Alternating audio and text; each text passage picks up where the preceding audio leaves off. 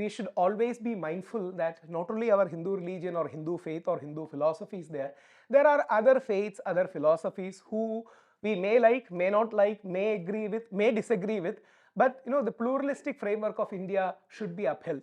I am giving you a text. I mean, with due apologies, I'll tell you why I am apologizing upfront. I am giving you a text, and if this is written in a holy book, how will we feel? Whenever and wherever there is a decline in religion and predominant rise of other religions, at that time I come myself to protect the religious believers and to kill the non-believers, as well as to re-establish religion. I myself appear from time to time.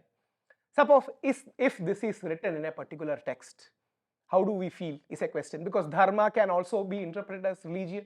We usually say sarva dharma samabhavana to denote there are various religions.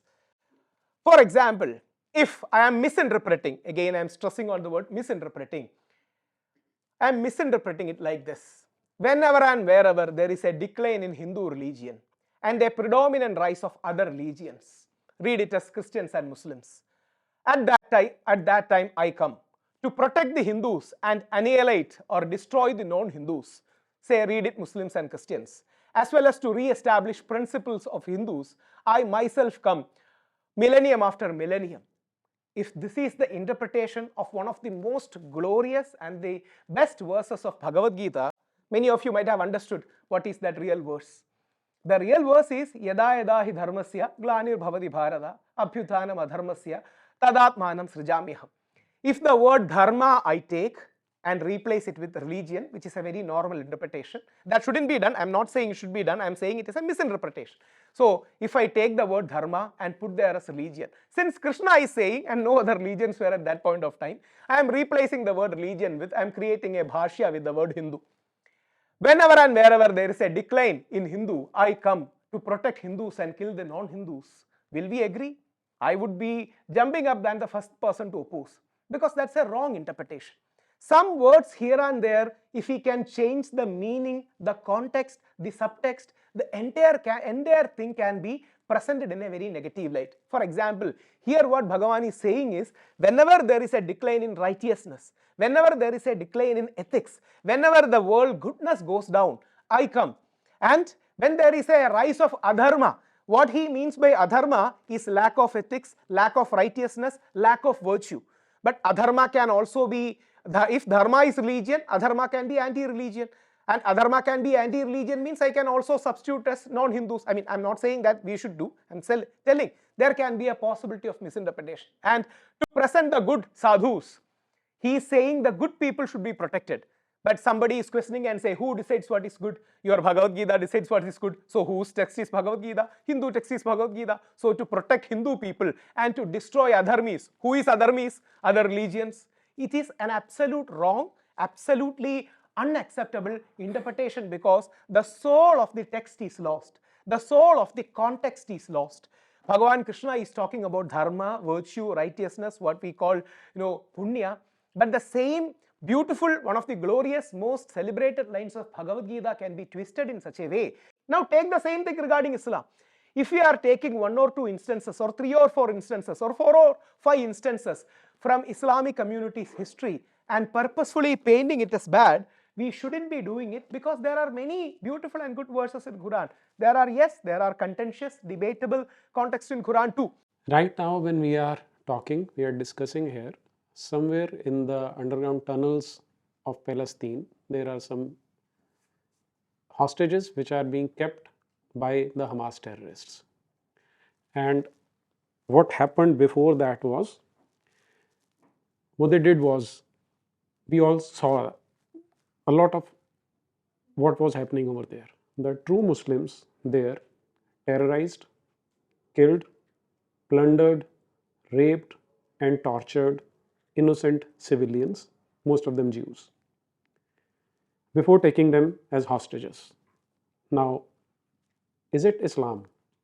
Or the question that can be asked is, does Hamas represent Islam? The answer is absolutely. They represent the truest form of Islam. These were the exact deeds which were performed by Muhammad, the founder of Islam, during his lifetime. and by his companions who are called Sahaba in Islam at the behest of Muhammad during his lifetime, and since then the same modus operandi has continued till today, and Hamas is just the latest manifestation of that process that was started by Muhammad about 1400 centuries ago. Now, Muhammad is considered to be the ideal human being according to Quran, according to the Islamic text, and they are exactly following Muhammad to the T. For example, somebody might ask that why would they kill and then take hostages? There is a specific verse in Quran, that is chapter number 33, verse number 21. I'll just read it out for you. Indeed, in the messenger of Allah, you have a good example to follow for him who hopes in Allah and the last day and remembers Allah much. Now that is what Hamas terrorists are doing. And for that matter, every Islamic terrorist on the entire planet, they are doing the same thing. The modus operandi remains same. What Muhammad did during his lifetime, that has to be emulated by every true Muslim. It has a specific name in Islam, which is known as Sunnah. And that is what is being followed, again, word by word to the T. Then the question can be, since we're discussing, is it a religion of peace? Can these activities bring peace? Try to imagine a girl who was having a party with her friends. She's picked up by these terrorists. She's gang raped.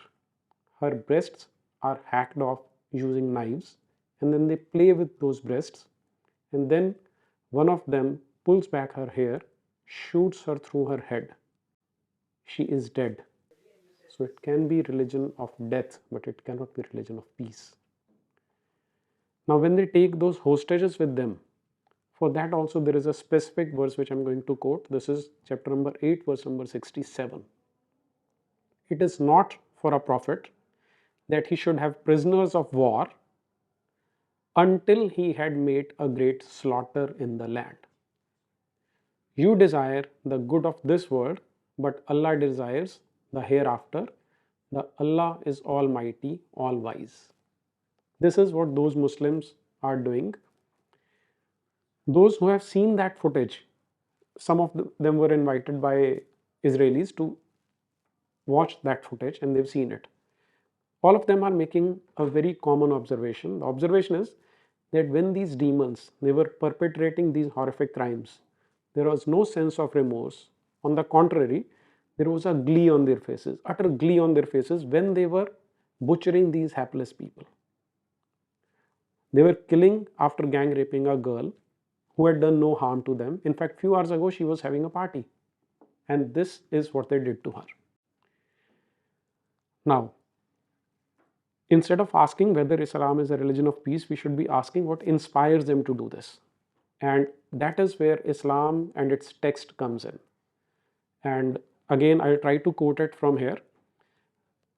What were they doing with those women? Were they not human beings for them? The answer is, Quran tells them to treat them as chattel, as their sex slaves. This is again enshrined in Quran, chapter number 4, verse number 24. I'll just read it for you. Also forbidden are women already married, except those whom your right hand possesses, which is a euphemism for what you have caught during the jihad which you are perpetrating. That was my opening statement, and I very vehemently state that Islam is not a religion of peace. It is a religion of death. It is something which we must try to avoid spreading, and we must try to contain it.